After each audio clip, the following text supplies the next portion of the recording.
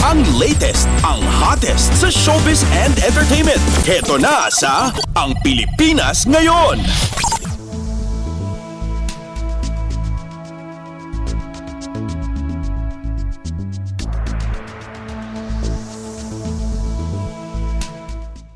Magandang araw! Nagbabalik ang paboritong segmento ng mga chismoso at chismosa, ang segmentong Balitang Artista. Narito muli ang inyong chika Dora Steph Vicente upang ihatid ang mga pinakamainit na showbiz balita para sa araw na ito.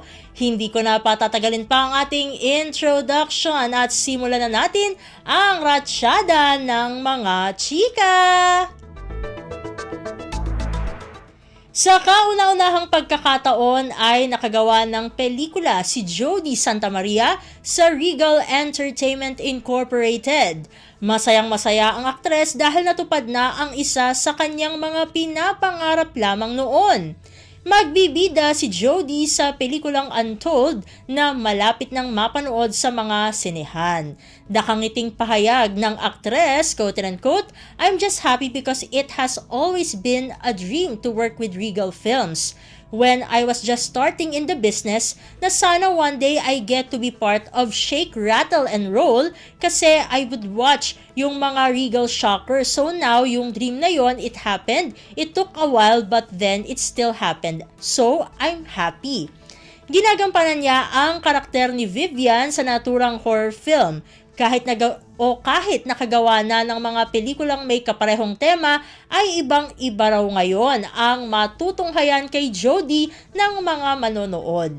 Sabi nga niya, quote-unquote, "The last horror film that I did was Clarita in 2019. It was focused on demonic possession. For this one, it's more of there's a lot of psychological tension going on with the character, and I guess that's what drew me to it. Being a psychology graduate, parang na-excite ako kasi feeling ko yung role na ginagawa ko, character study din siya." Aminado naman si Jody na nahirapang gumawa ng magkasabay na proyekto. Gabi-gabing napapanood kasi ang aktres sa Lavender Fields na kanyang pinagbibidahang serye. Sabi pa nga ni Jody, quote-unquote, "Yun talaga yung naging challenge for me kasi hindi talaga ako nagsasabay ng dalawang proyekto. It's just that when the script was offered, how do I say no to this one? Parang gusto ko din siya gawin. So of course, I do certain steps to be able to switch from Lavender to Vivian, which is the name of my role here. Ang nangyayari is a lot of visualization and meditation plus a constant reminder of myself and each character. And then, after the shoot, tanggal ang karakter and then you go home as yourself. And then, pagdating mo sa isang set, para kang nag-iba ng damit, ako ulit si Lavender." Samantala, kamakailan ay nailunsad na sa publiko ang wax figure ni Lea Salonga na bahagi ng Madame Tussauds Wax Museum sa Singapore. Isang malaking karangalan para sa singer na mapahanay sa unang listahan ng mga Pinoy celebrity na nagawa ng wax figure na matatagpuan naman sa Hong Kong. Sabi nga ni Lea, quote-unquote, "There's Catriona Gray, Manny Pacquiao, Pia Wurtzbach, and now I'm number 4. It feels really great. It feels great that there are these global iconic representatives of our country immortalized in wax. I'm hoping that any Filipino visitor to any of the Madame Tussauds where these figures are present when they come to visit, that they feel a sense of pride that we are there." Ayon sa international singer ay mahabang proseso ang nangyari upang maisakatuparan ang paggawa ng wax figure.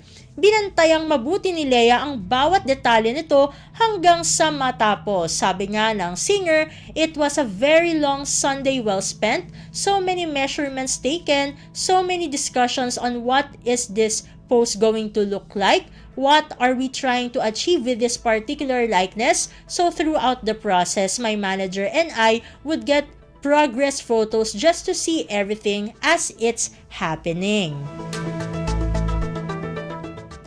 At sa pagtatapos ng ating segmento, kinaaliwan ang ipinost na video ng aktres na si Jeneline Mercado kung saan nakisali pala siya sa What's in My Bag trend na may twist. Bumenta ang pagpapatawa ng misis ni Dennis Trillo kung saan ipinakita niya isa-isa ang laman ng kanyang tote bag.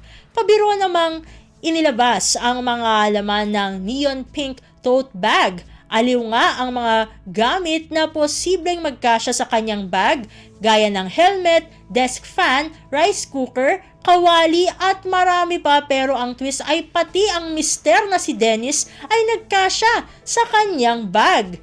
Exaggerated niyang hinila kunwari ang pulang araw actor mula sa bag at hinalikan bago ibalik sa loob na kinatawa ng netizens. Napakomento na nga rin ang mga kaibigan nila gaya ni Sheena Halili na nagtanong kung kasya rin daw ba ang dalawang bata sa loob para raw kasing itong bag ni Doraemon sa rami ng laman. Komento pa nga ng iba ay nahawa na raw ang nanay ni Dylan sa mister sa pagiging kuwela nito sa TikTok na hindi raw mapigilan ang mister kaya naki-join na rin.